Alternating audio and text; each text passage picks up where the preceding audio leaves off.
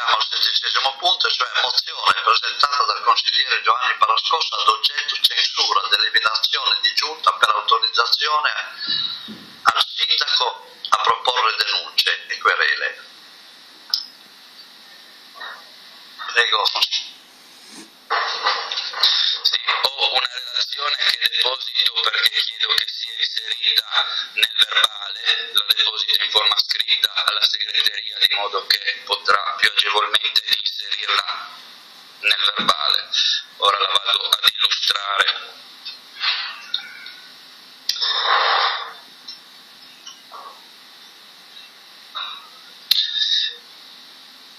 Con 3 deliberazioni, faccio riferimento alla numero 293 del 13 dicembre 2013, la numero 263 del 29 novembre 2013 e la 243 del 5 novembre 2013, alle quali mi auguro nel frattempo non se ne siano aggiunte altre, la Giunta Comunale ha autorizzato il Sindaco a proporre querela nei confronti di 2 gestori di blog cittadini, all'Assio 2011 e all'Assio Urban Blog, che vedo qui oggi presente, nonché nei confronti del capogruppo consigliare di opposizione Angelo Galtieri, rei di aver gettato discredito sull'operato dell'amministrazione.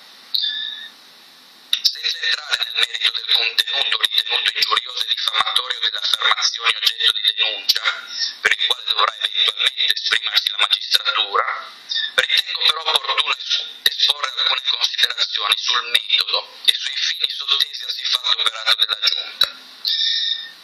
Avevo già parlato nel precedente Consiglio Comunale del 29 novembre 2013 e su questo mi dispiace sia assente il consigliere Bogliolo, perché credo che le sue considerazioni di prima sul fatto che la mettiamo sul personale siano completamente destituite di qualsivoglia fondamento. Perché io personalmente non ce l'ho con nessuno, lo ribadisco, l'ho detto l'altra volta, ma penso di parlare a nome di tutti i consiglieri. Io me la prendo politicamente con chi, ricoprendo ruoli istituzionali pubblici, non tiene un comportamento consono alle funzioni che è chiamato a svolgere o persegue interessi incompatibili con il bene comune, anche citato dal consigliere Bogliolo. Proprio il criterio del bene comune mi porta ad affermare senza tema di smentita che l'iniziativa intrapresa nei confronti dei 3 querelati, 2 sono qui, non abbia valida motivazione e reale utilità. La tutela dell'onorabilità dell'istituzione viene assunta a pretesto per intimidire o quantomeno mettere in riga chi, esprimendo la propria opinione, come nel caso del consigliere Galtieri, o dando voce al civico dissenso, come nel caso dei gestori del blog, esercita il sacrosanto diritto di critica. Riguardo alla querela nei confronti del consigliere Galtieri, inoltre, l'iniziativa della Giunta mi sa tanto di ricca per avere denunciato, prima in sede consigliare, la spinosa questione dell'attribuzione lampo dei locali comunali con canone agevolato alla scuola di musica ANS e per avere richiesto quindi la trasmissione alla procura del verbale sul punto del Consiglio Comunale, anche per la valutazione di eventuali profili penali nel comportamento dell'amministrazione. Ma anche nei confronti dei 2 gestori del blog mi sembra che i membri della maggioranza, voi a cui parlo ora, abbiano agito più sull'onda dell'emotività che non per la reale tutela degli interessi che essi, voi, dovreste perseguire nell'interesse delle funzioni in cui siete stati chiamati. L'avevo detto l'altra volta e avete dato modo di intenderlo. È chiaramente applicabile ai fatti in questione la causa di giustificazione dell'esercizio del diritto di manifestare il proprio pensiero attraverso la critica politica. È una scriminante causa di giustificazione, chiamatela come volete, prevista dal nostro ordinamento per i reati in astratto ipotizzabili nel caso di specie. In forza di tale considerazione appare evidente l'infondatezza e la pretestuosità del ricorso alla magistratura penale, ma è sul piano delle conseguenze che l'iniziativa intrapresa dalla Giunta assume caratteri più deleteri, determinando l'abbassamento del livello del confronto politico all'assino allo scontro personale. È questo che avete fatto, prescindendo dai reali problemi della città ed esponendo voi, membri dell'organo esecutivo comunale, oltre che il primo cittadino che avete autorizzato, a rischio di incorrere, voi sì, in imputazione per il delitto di calunnia, che è reato ben più grave della diffamazione e dell'ingiuria, in ragione dell'offesa dolosamente recata, ancor prima che ai soggetti ingiustamente querelati, all'amministrazione della giustizia, impropriamente e strumentalmente adita. Permettetemi una parentesi velocissima.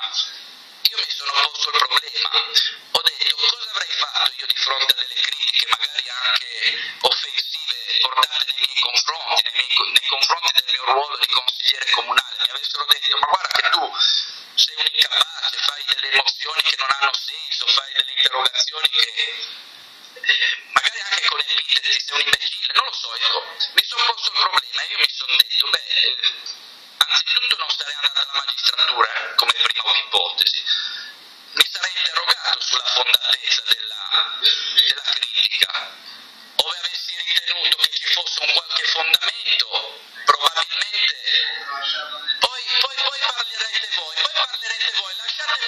No, parliamo fuori dal microfono, per favore, no, parliamo fuori dal microfono. Scusa, chiedi di intervenire e poi quando avrò finito potrete parlare. Scusami, Angelo, assessore Vinai, per cortesia. Assessore Vinai, per favore. Assessore Vinai, per favore, le chiedo di tenere un comportamento consono all'aula. Ritorno alla... Chiede di intervenire, io le do la parola. Prego. Quello che dico è l'aver assunto un ruolo pubblico ci espone necessariamente alle critiche, che possono essere accese quanto si vuole. E io dico, bisogna, secondo me, rispondere per le rime nelle sedi opportune. È una questione politica. La giustizia va adita non strumentalmente, non pretestuosamente, perché altrimenti, ripeto, si può configurare il delitto di calunnia. Quindi, per riportare nell'alveo della tranquillità del dibattito politico, io auspico che l'interesse superiore al buon andamento dell'amministrazione cittadina, che non ha bisogno di ripicche o di scontri personali, porti chi di dovere a rivedere le scelte adottate, rammentando che ogni deliberazione può essere revocata e ogni querela rimessa, anche ove fosse già stata sforta. In virtù di quanto sopra, invito questo Consiglio Comunale, mi spiace che non sia al completo, perché credo che nell'esercizio della propria funzione di indirizzo e di controllo politico-amministrativo sull'operato della Giunta Comunale abbia il diritto e dovere di valutare e in questo caso di censurare l'operato della Giunta in ordine alle iniziative giudiziarie da intraprendersi o intraprese a cura del Sindaco. Sollecito quindi la revoca delle deliberazioni, sollecitando il Consiglio, non certo io, la revoca delle deliberazioni numero 293 del 13 dicembre 2013, numero 263 del 29 novembre 2013 e numero 243 del 5 novembre 2013. Grazie. Grazie al consigliere Panascosso. Ci sono interventi?